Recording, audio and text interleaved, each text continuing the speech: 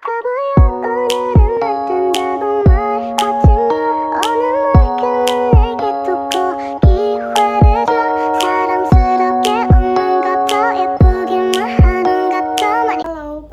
namaku Hani Kumalasari dengan NIM 102042430003. Aku berasal dari kelas S1 Sistem Informasi KJ 2401. Jadi di sini aku ingin mempresentasikan tugas pendahuluan praktikum ke-1, yaitu matkul penambangan data atau data mining. Oke, selanjutnya aku minta izin untuk Ibu dosen Bu Dwina dan kakak-kakak yang mempraktikum ke saya untuk mengizinkan saya membuka tugas pendahuluannya, karena saya tidak hafal soal-soalnya yang pertama dan keduanya. Oke, selanjutnya kita akan langsung ke soalnya. Yang pertama itu jelaskan langkah-langkah membuat netbook yang baru di Google Colab hingga siap digunakan. Oke, yang pertama ini kita akan buka Google Chrome, terus habis itu kita klik Google Colab. Selanjutnya di sini ada Welcome to Google Colab.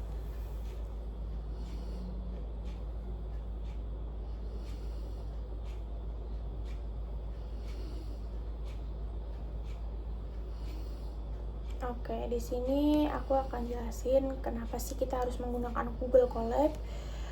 Google Colab adalah platform berbasis cloud yang digunakan untuk menulis dan menjelaskan kode Python secara online tanpa perlu menginstal Python di komputer kita. Nah, langkah-langkahnya itu kita pertama buka Google Colab itu, terus kedua kita buka ini, bawah sendiri ada tulisan notebook baru. Nih, di sini ada notebook baru. Kita tunggu sebentar untuk memulai codingan atau membuat kode Python-nya. Di sini misalkan kita tulis ini, tulis from Google Colab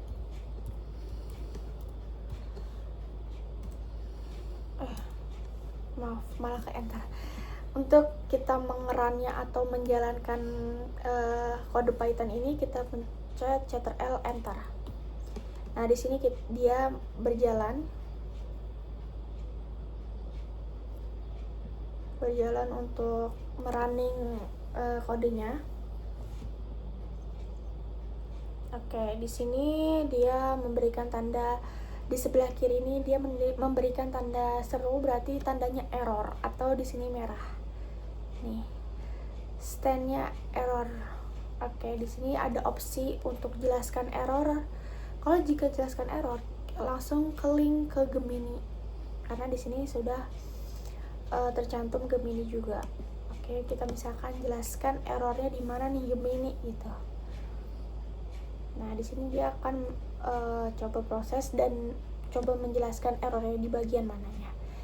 Oke, di sini berarti ada typo, harusnya Google Colab pakai A jadi B. Di sini bisa diganti import bukan from berarti ya.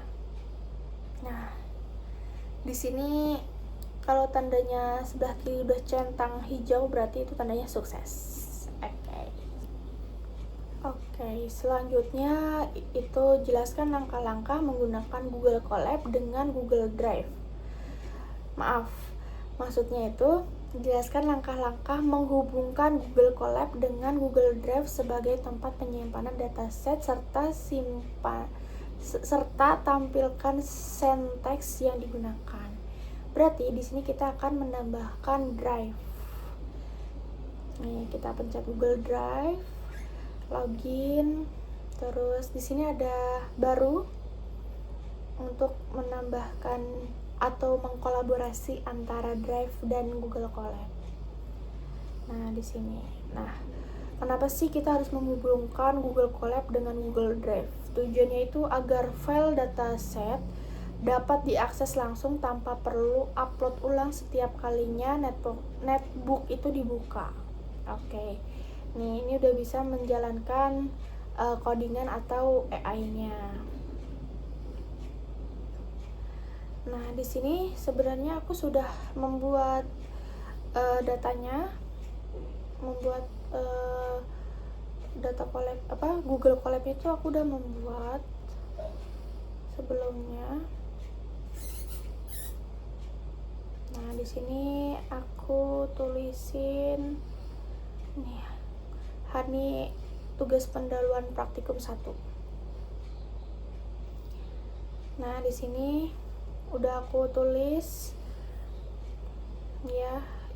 Yang pertama ini aku tulis untuk langkah-langkah buat menggabungkan Google Colab dengan Google Drive. Jadi ini sudah aku buka, ini sudah tidak hilang, berarti aku sudah menyambungkan ke Google Drive. Nah, yaitu ini ada sintaknya itu.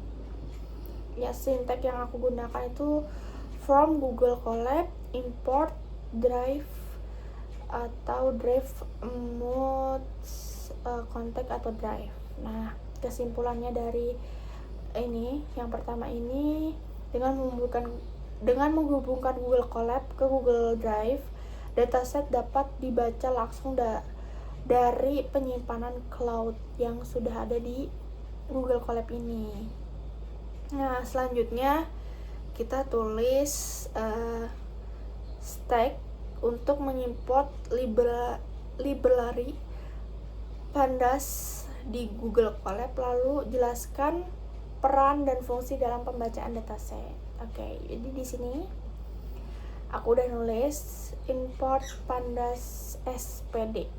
Nah, Pandas atau library Python yang digunakan untuk membaca dataset, mengolahkan dataset, membersihkan data, menganalisis data, dan menampilkan data dalam bentuk tabel. Pandas membaca data ke dalam struktur yang disebut data frame, yaitu tabel yang terdiri dari baris dan kolom seperti Microsoft Excel. Nih, seperti ini ya guys. Nah, fungsi utama Pandas dalam membaca dataset itu kayak pdread nih. pdread itu membaca file VGS. Nih, membaca file ini. Membaca file yang ini. Nih. Oke, selanjutnya ini yang head itu melihat data awal.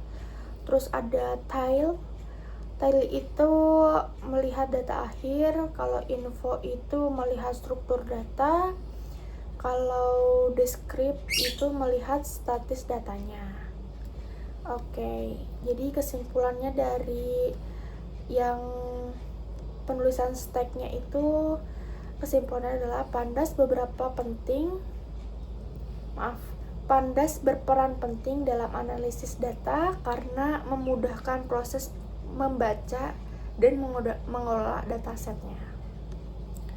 Oke, ini kita lanjut ke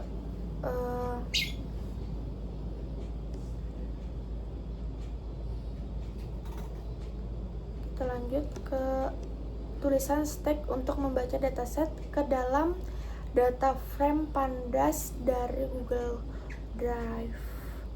Berarti di sini di bagian nih yang dibilang hard data, yang dibilang data tile nih, itu tadi. Terus selanjutnya ini ada data hard, ini data ini. Terus selanjutnya kita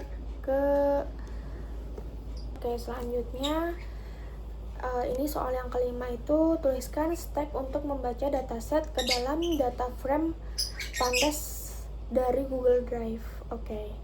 di sini bedanya dengan yang nomor 4 itu kan, kalau nomor 4 kan tuliskan stack untuk mengimport library pandas di Google Colab. Nah, kalau ini dia tuh sama, tuliskan stack membaca dataset ke dalam data frame. Jadi kenapa sama? Karena dia tuh bedanya cuma di bagian sininya saja. Nih, di bagian sininya aja. Sedangkan kalau yang nomor 5 itu yang tuliskan stack untuk membaca dataset ke dalam data frame itu, dia langsung membuat kayak gini, tabel kayak gini. Nah, di sini ada sama tulisannya seperti ini. Terus untuk PD CSV ini digunakan untuk membaca file dataset berformat CSV maksudnya. Kalau dataset disimpan ke dalam verbal data. Nih. Kalau verbal data akan menjadikan data frame yang siap dianalisis. Nah, seperti ini. Ini analisis dari ini import pandas SPD-nya itu, atau tulisan stack untuk membaca data set di dalam data frame-nya. Nah, selanjutnya yang keenam itu tuliskan stack untuk menampilkan 10 baris pertama dataset. Nah, yaitu yang ini. Maaf. Yang ini guys, teman-teman. Ini yang ini. Ini kalau kita tulis stack ini, dia akan menampilkan 10 baris pertama di tabel yang sudah saya upload. Nah, ini ada 10. Terus selanjutnya nomor 7 itu, kita jelasin dulu kali ya. Nah, penjelasan dari data tulisan stack untuk menampilkan 10 baris itu, fungsinya itu untuk hard 10 itu digunakan untuk menampilkan 10 baris pertama dari dataset. Tujuannya untuk melihat isi awal dataset, terus mengecek nama kolomnya, dan memahami bentuk data secara cepat. Nah, yang ketujuh itu adalah tuliskan stack untuk menampilkan 10 baris terakhir di dataset yang sudah saya tampilkan datasetnya. Maksudnya yang sudah saya upload lah. Nah, ini namanya data tile atau data detailnya. Nih, data tile-nya kan 10, berarti harus kita tampilkan 10. Kenapa? Fungsinya data tile itu digunakan untuk menampilkan 10 baris terakhir di dataset. Tujuannya untuk yang pertama, melihat bagian akhir dataset. Yang kedua, melihat data terbaca dengan benar. Yang ketiga itu mengecek kemungkinan nilai aneh di bagian bawah data. Kira-kira kayak dia tuh mendeteksi nilainya ini benar nggak sih yang dimasukin, atau memastikan bacanya itu kayak bener nggak sih. Di sini tuh ada ID yang nomornya 2910, 2911, 2912 kayak gitu. Nah, soal yang ketujuh itu, jelaskan langkah-langkah yang dilakukan pada tahap data undertaking setelah dataset dimulai, serta jelaskan tujuannya di setiap langkahnya tersebut. Oke. Di sini ada dataset nih. Tujuannya itu untuk melihat isi awal data. Yang pertama itu, yang kedua mengendalikan format datanya, yang ketiga memahami isi dari datasetnya itu. Nah, yang kedua menampilkan beberapa baris akhir data, yaitu data tile ini. Nih, tujuannya untuk yang pertama melihat bagian akhir dataset, memastikan data terbaca dengan lengkap, mendeteksi nilai yang tidak bisa yang tidak biasa ya, misalkan biasanya itu 29 10 jadi 29 12 itu kan nggak nyambung ya. Terus yang ketiga itu mengetahui jumlah baris di kolom kayak data shape. Nih, mana ya?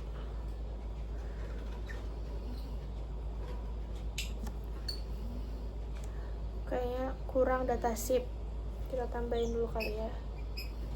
Di sini kita tambahin data shape. Oh, SHP lupa. Maaf. SHP. Maaf. Maksudnya kalau ini kalau untuk mengeran itu Ctrl enter ya guys. Jangan lupa. Jangan kayak saya lupa. Nah, di sini kita tambahin data shape itu tujuannya untuk mengukur dataset, melihat berapa banyak observasi baris dan variabel kolom. Nah, di sini kayaknya error. Kita minta tolong Mbak Gemini untuk menjelaskan errornya di mana. Jika dia memberikan opsi lain, aku akan terima dan jalankan.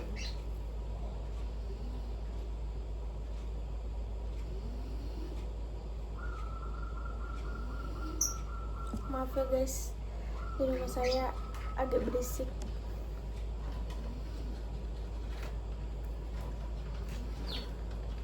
Masuk error ya, bentar.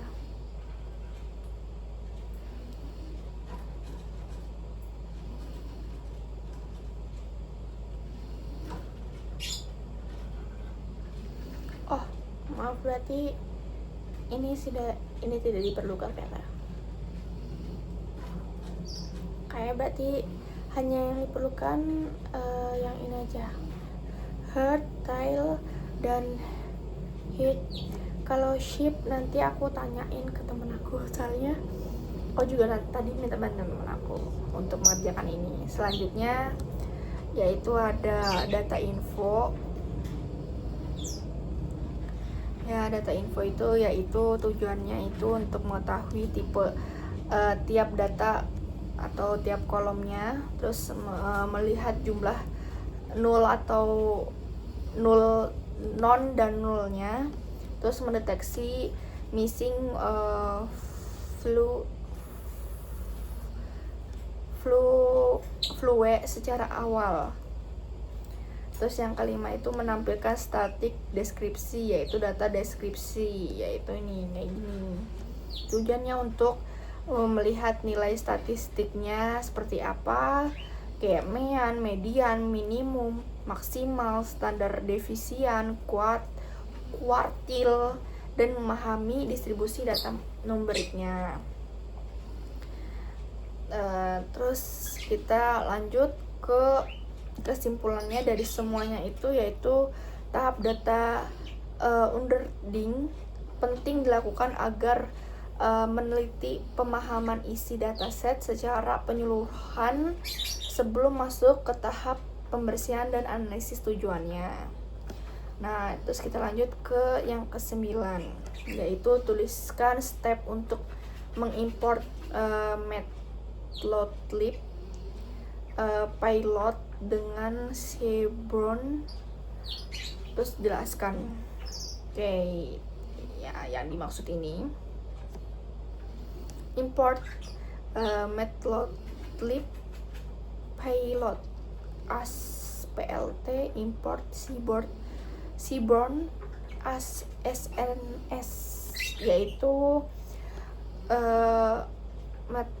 kita jelasin dulu ya. Matplotlib pilot itu digunakan untuk membuat berbagai jenis grafik dasar seperti histogram, line chart, bar chart, terus scriptpot.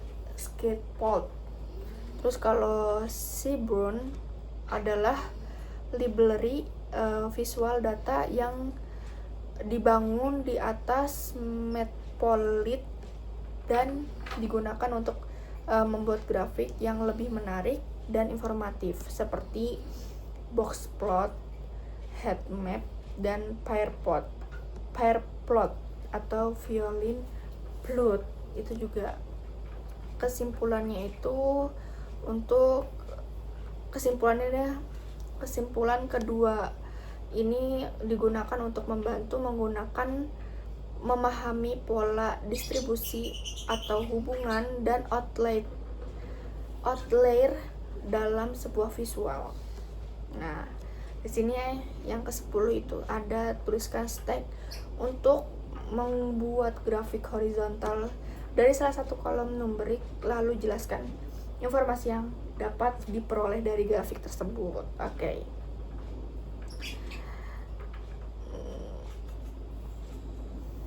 Nah, di sini ada import bla bla bla.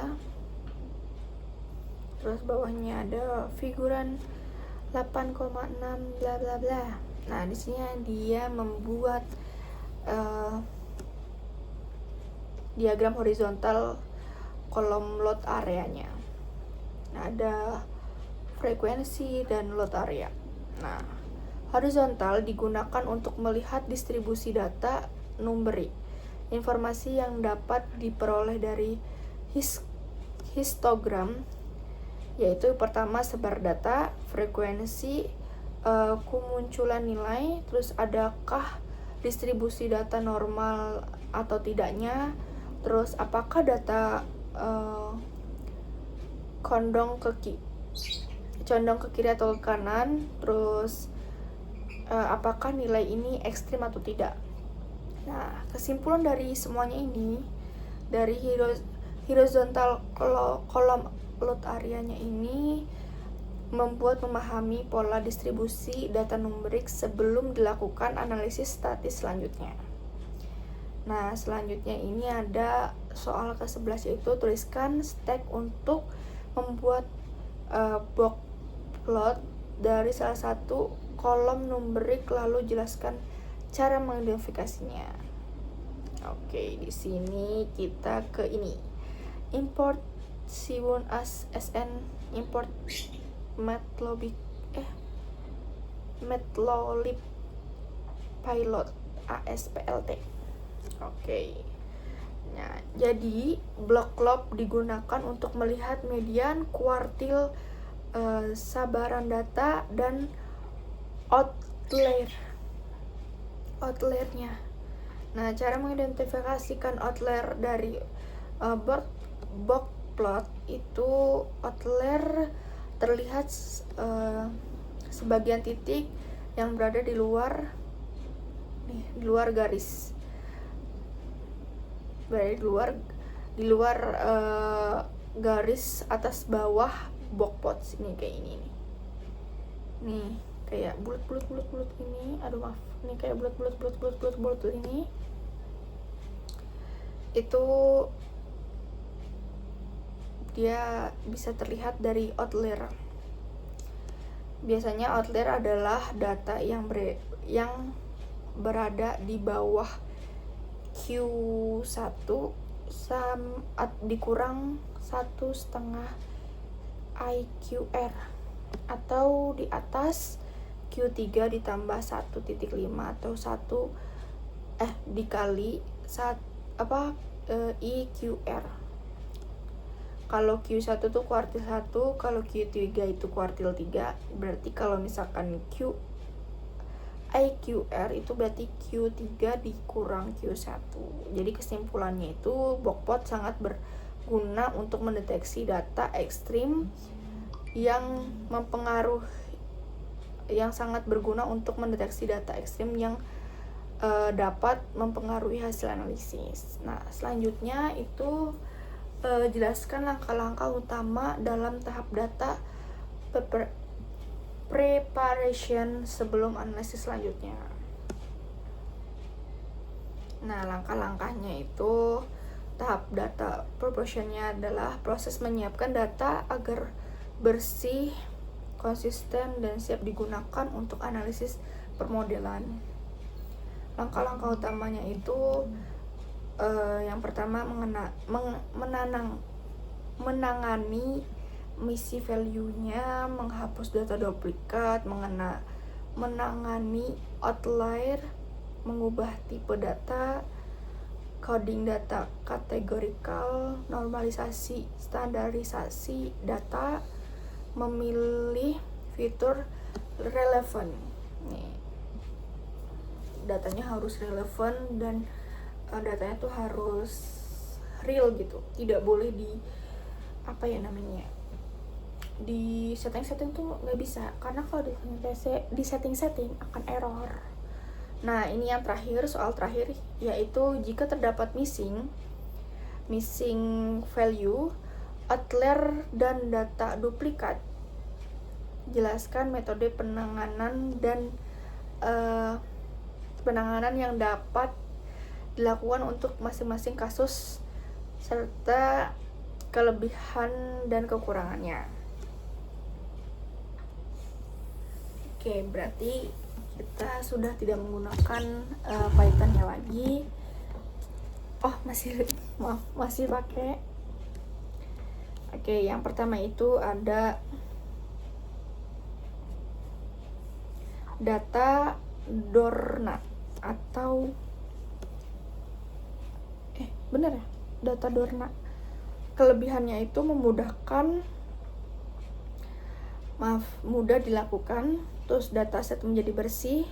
Kekurangannya dapat mengurangi jumlah data dan beresiko kehilangan informasi penting.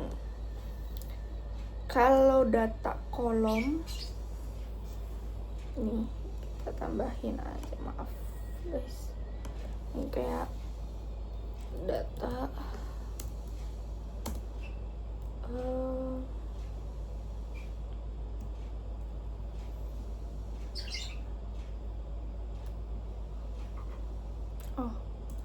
dipakai ini kolom nama dulu, nama kolom. Ini contoh ya guys, kolom nomor,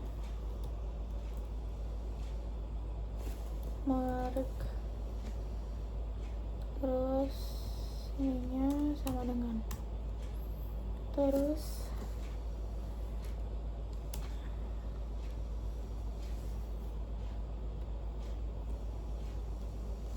data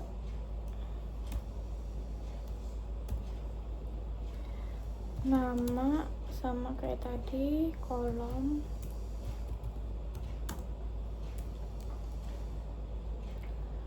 numerik, terus ini titik,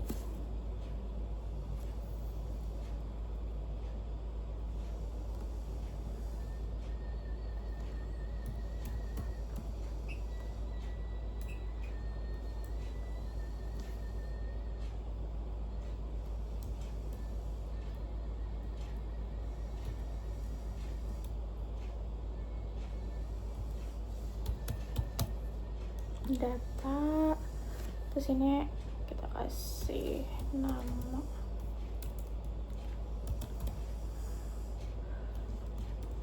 kolom sama numerik,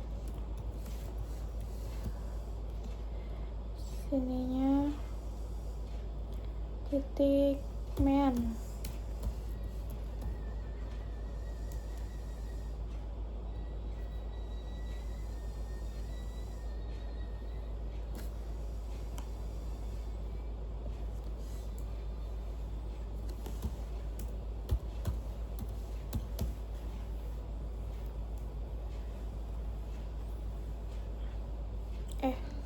Maaf, ininya di sini. Nah, ini bisa dijalanin.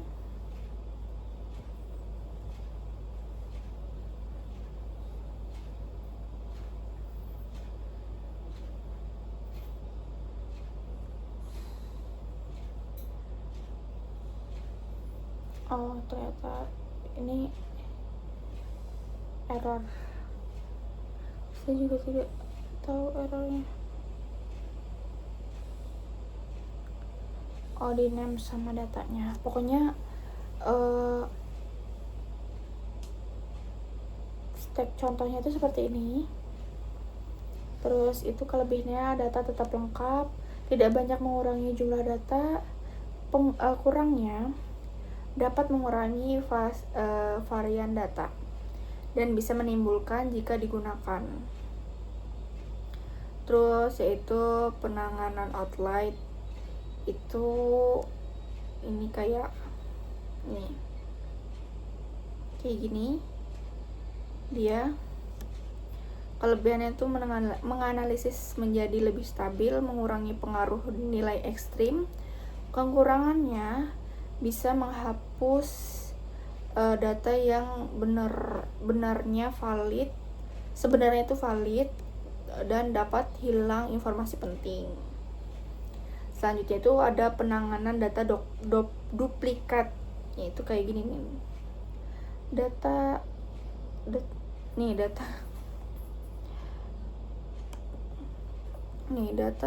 duplikat. Kelebihannya menghindari bias dan membuat data lebih bersih dan akurat. Kekurangannya, jika tidak dicek dengan baik, ada kemungkinan penghapusan data yang sebenarnya masih relevan. Oke, jadi kesimpulan nomor 13 itu penanganan phishing fuel, terus outlier dan duplikat harus dilakukan secara hati-hati agar kualitas data tetap baik dan hasil analisisnya menjadi akurat.